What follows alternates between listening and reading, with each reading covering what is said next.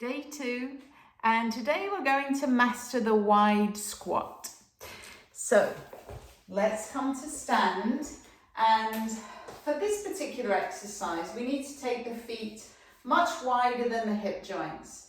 Notice that I am turning my feet out to about 45 degrees, and that when I move eventually my knees must travel in line with my feet, so that we are bending the knees and only bend as low as feels comfortable for you. So, sometimes people like to put their hands at the hip joints just to feel like you've got something to do with your hands, really.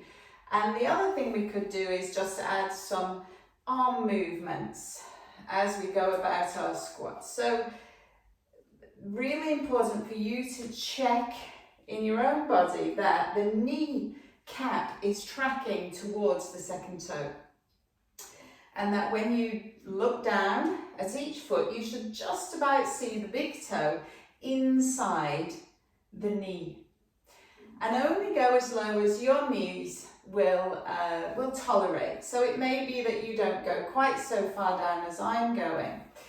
And then again, we are talking about those repetitions between 8 and 12 repetitions, and we can do 3 sets of this, and you could have just a little rest in between each set. Now, the other variable that we consider is the time that it takes to do each repetition. So you can see that I'm moving at what I would call is a measured pace, and so it's not too fast and it's not too slow, but we can vary the speed with which we move.